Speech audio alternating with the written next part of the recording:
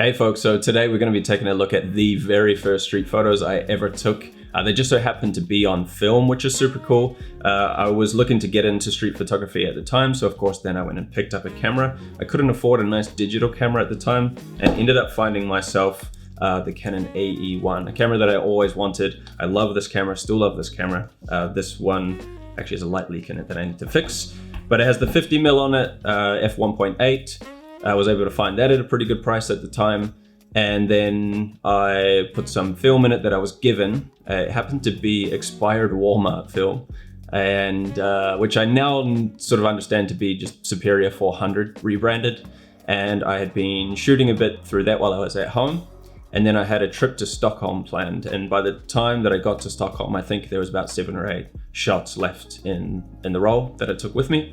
And those resulted into, what became my first ever street photographs ever taken. So I want to go through those with you guys today and sort of react to those and maybe look at what I like about them and what could maybe be improved. If you happen to like photography related content, go ahead and hit that sub button. I do a bunch of photography related stuff, including street photography, like point of view videos. So, I think there's a lot to learn there, or at least be entertained by. And maybe leave a comment down below on which is your favorite photo, and give us a little detail on what it was like on the first days that you stepped out to do street photography. So onto this first photo, we've got this line of taxis. I do like this photo. There's a couple of things I like about it. I do like the composition. I like the color. It's almost this opposite color wheel effect going on with the yellow and the sort of blues of the wet concrete there. I do like that there's at least one figure which looks to be a taxi driver, just down towards the bottom of the frame there, giving it some sense of scale and also giving it a human aspect. I do like to photograph people. That's why I'm photographing the street. I always like to make sure that there's at least one person included in my images. It's not super exciting. There's a nice movement created by the gentleman down the bottom there. I like the vantage point. I like the kind of top down, it's not always something that you're able to get in my home city. We don't have a lot of positions where you can sort of shoot from, high up facing down or anything like that. So I do like that aspect of it too. And I don't think the shot's really so possible from the ground level. So, that's kind of a necessary part of the image too, I guess. Outside of sort of being a visually pleasing photo, I wouldn't say it's exactly that interesting. This is kind of what I like to refer to as Instagram street photography, where there's a strong composition, there's some nice colors, there's a very non-aggressive element about it. It's not very confronting, it doesn't spark much of a conversation.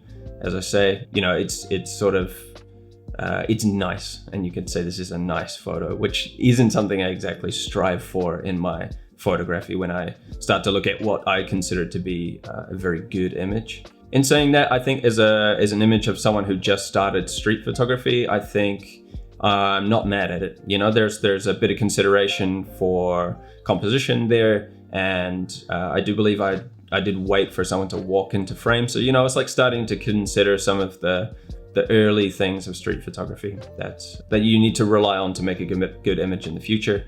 And that's about all I'd say about it. It's a nice image. I think like as a print or something like that, to hang on your wall and like I say, to not be confronting and just to have something nice, is not too bad. I'll take it.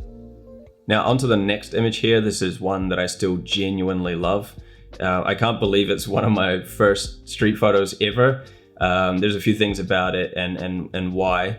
If I'm correct too, this was shot on a metro carriage, subway carriage, and it's one of the old trains. So I don't believe that these exist anymore, if I'm correct. And they have that reflective metal ceiling on the inside there that really gives it the kind of goldish and green and yellow tones there, which I think is part of what makes the image very beautiful. Secondly, I can't believe I sort of nailed the focus. I do remember taking this photo, and I remember doing it quite quickly because I was new. So getting eye contact from the gentleman there kind of made me, a little scared.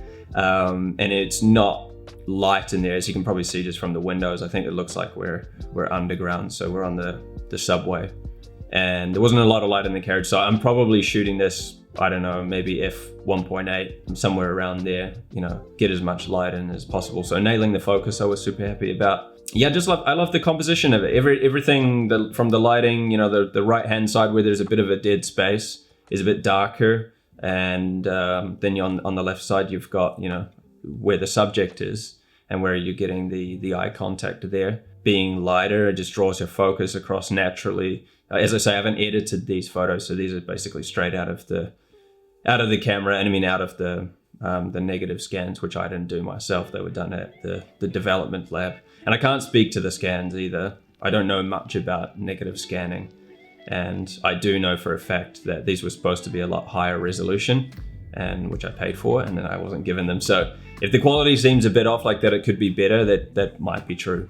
And honestly, I don't know what I would say I don't like about this image. I mean, there's things you could always wish for, that, you know, maybe some other people in the background were doing something a bit more interesting, or there was another element to the image that made it a bit more exciting. But as I say, with everything that I was working with there and getting what I intended to get out of it, I'm super happy with this image. I think it balances so nice, especially on that left-hand side.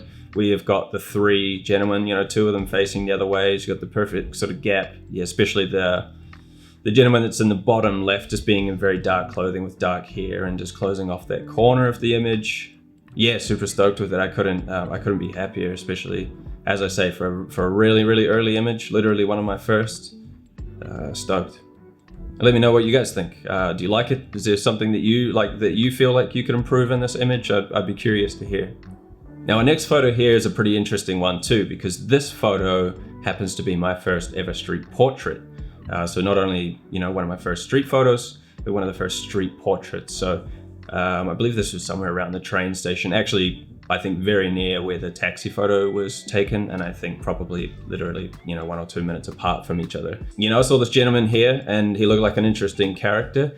If I remember correctly, that object that's underneath his jacket, I'm fairly certain it was some sort of radio or CD player or something like that. And then he's got the headphones plugged into that and he's got it tucked into his jacket. You know, he had some gear with him and stuff. I don't know if he was sort of traveling or just, you know, living it a bit rough at the time. But I approached him and I asked him, would it be okay if I took his photo? And he didn't say anything, but he gave a nod. And, you know, I took my time actually, and, you know, he just stayed exactly as he was and didn't move. It was a great experience because, you know, like, people in general can be very sort of intimidating to approach, even people who don't look intimidating. And then, you know, this guy here, he just looks so cool. It's just so attractive to me. I like these kind of people with a lot of character and, you know, look like they've got a story to tell, obviously. So yeah, just made the effort and it really paid off for me. I don't think it's the greatest image. I think there could have been some improvements, such as maybe using a slightly shallower depth of field as far as the f-stop number is concerned. Although, you know, as you can maybe tell by the background, it looked like it was a pretty brightly lit day, maybe in the, you know, round about the afternoon. So you got high sun, and he is standing, by the looks of it, in the shadow, and then you know, you got that kind of awkward situation where the background's really lit up. Otherwise, you know, it's a little bit messy. There's a lot going on in the background, the tree there and the lamppost and then the people and then the railings. It could be a bit cleaner. Maybe I could have positioned myself a little bit closer to sort of crop out some of that. Although I do like the idea that if you're going to take a street portrait, that you also include the street. Gives it a little bit of a context on where it happened. Otherwise, you know, if you get too close and you've just got a plain wall behind you or something like that, then you may as well just shoot it in a studio and not bother yourself with shooting street portraits, and then you can go ahead and control lighting, etc. Otherwise, as far as the exposure goes and stuff, like I say, I'm not super stoked on it. You know, it is very strongly backlit, and those are always a little bit difficult conditions to work in, especially when you're working on film. You know, you can't look at the back of the camera and make your adjustments. But the only other thing maybe I would have done in the case now, and with a little bit of experience, is that I might have just worked the scene a little bit more. I might have got a couple of close-ups and, you know, even asked him, could you know, turn in this direction, or just moved myself around and let him stay where he was, just to see if there was the better angle on it. But I was just, at the time, because I was very green, so I was just really happy to get one image and move on without being too uncomfortable or making someone else feel too uncomfortable. And I'm still stoked with this image. I mean, like, the fact that this is my first street portrait and I got such a cool character here. Yeah, I'm just very grateful. I'm grateful that he allowed me to do that. And, you know, like, I think having that positive experience is such a huge thing for a new photographer, because, you know, that's set in my mind that I'm able to do this and people are actually pretty cool. So shout out to this dude wherever he's at. Hope he's doing good. And yeah, thanks for the inspiration and motivation. Now on to our next one. This is an image I wanted to put in because I think it's a good example of a complete failure. Obviously I had a couple of those too. Like I say, I only had 6, 7, maybe 8 shots left in the roll by the time I got to Stockholm. And there was maybe 2 more that kind of looked like this. They're just total throwaways, so I didn't put them in. But I wanted to chuck this one in. I want to explain sort of what I was going for. You know, you do have this, let's say, main subject, although it's a bit confusing, in the center there, with her bike and her backpack and helmet and all these sort of things. I did like what was going on with her as a character. You know, she's obviously traveling, got all the kit with her. And I think my thought process was to kind of, I don't know, get that kind of going off into the distance kind of story. Like I say, this is the earliest of street photography that I ever did, which is now, 8, 9 years ago. And I think what I could have done better here is got in a better position to have her in the center of these buildings. So now it's quite confusing. You have the buildings that are on the left there kind of colliding with the subject. And if I'd lined her up with a bit more of the empty space that the sky has there and that the street's giving way to, then it just would have looked a bit nicer. The composition would have been better. Outside of that, I think the biker on the left in particular really makes the image a bit more confusing or distracting. Your focus is kind of all over the place. And even I think there are lights that are hanging through the center of the street there up in the sky. They're a bit distracting as well. I'm not a huge fan of things like branding and logos. So the obvious Starbucks logo on the right-hand side there also kind of bothers me. But I mean, that's modern life too. It's just something you have to kind of get around and incorporate in your photographs at times. I think it is important to photograph the modern day and not just always shoot for something that looks like it came out of the 50s. But yeah, I mean, then I think the other vision of it, there's a whole bunch of bikes on the left, and yeah, it's not an exciting image. It's not a great image. I'm not also a huge fan of shooting anything from behind the subject unless there's a very good reason. And I think, there's a sort of good enough reason in this case to do it. Like I say, I wanted to, sort of project that idea of someone going off into the distance. So shooting it from behind is not the worst, but yeah, not something that I would at all consider to be even a good story at this point, let alone a good photograph. So something I'd avoid, but I just wanted to chuck it in. And also be honest, there was some bad photos in here too. Now on to our final image here. It's another image I actually quite like. I was pretty lucky to get this one, I think.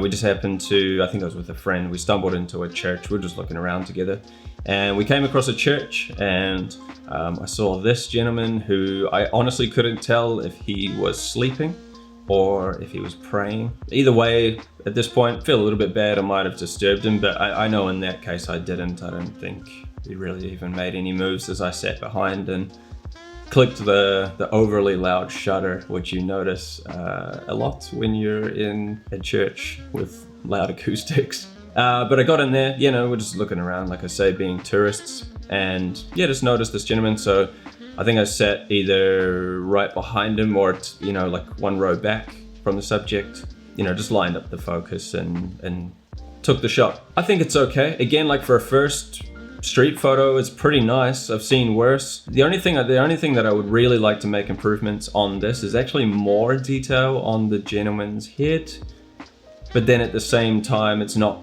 really possible. So the only way that would really be possible is if his head was raised more, and that sort of takes some of the story away, that the head is not bowed within the church, Yeah, I think it just gives a little bit more context. Maybe it's the high collar on the jacket, and it's just taking away a little bit of the detail of the hair and stuff. And maybe if you weren't, super certain, that you might not even notice that that's actually a person, especially not at a distance, or if it was a smaller print, or, viewing it on a small size on your phone, like on Instagram. So there's some details like that I think could have been improved. I'm just not 100% sure how. I am happy that I nailed the focus. Again, this isn't a light space.